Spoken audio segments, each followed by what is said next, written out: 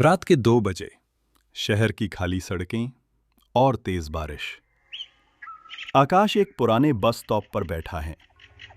भीगे कपड़े, कांपता शरीर और आंखों में निराशा का समंदर।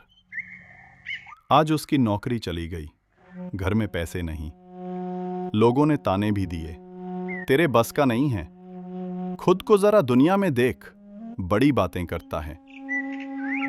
बारिश तेज होती जाती है। कैमरा धीरे धीरे उसके चेहरे पर जूम करता है। एक ऐसा चेहरा जो हिम्मत हार चुका है। आकाश फुसफुसाता है, शायद अब आगे कुछ नहीं है। उसी बस स्टॉप पर एक बूढ़े बाबा खड़े हैं। सफेद दाढ़ी, साधारण कपड़े, लेकिन आंखों में गहरी चमक। वो मुस्कुराते हैं। हार मान ली? आकाश चौंक कर देखता है। बाबा आगे कहते हैं, जब तक इंसान खुद हार नहीं मानता, भगवान भी उसकी हार नहीं लिखते। आकाश कुछ नहीं कहता, बस पानी की बूंदें उसके चेहरे से गिरती रहती हैं। बाबा धीरे से बोलते हैं, श्री कृष्ण कहते हैं, कर्म करते रहो, क्योंकि जो चलता रहता है वही पार पहुंचता है।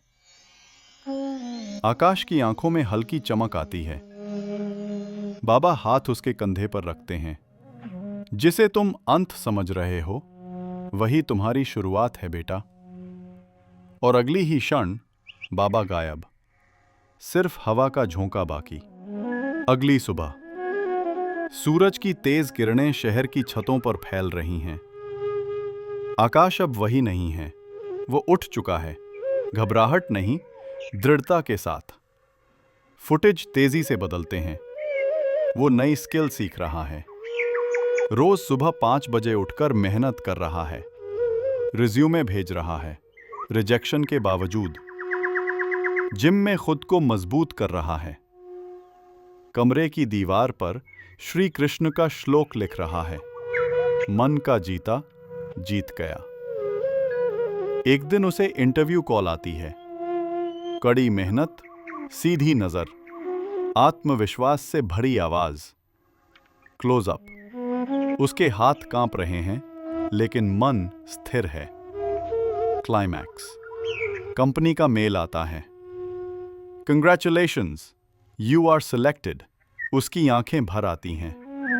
वो मुस्कुराता है और छत की ओर देखकर धीरे से कहता है, धन्यवाद कृष्ण। जब सारी दुनिया तुमसे कहे कि तुम नहीं कर सकते, तब याद रखना, तुम्हारे भीतर एक शक्ति है जो संकट में नहीं, संघर्ष में चमकती है।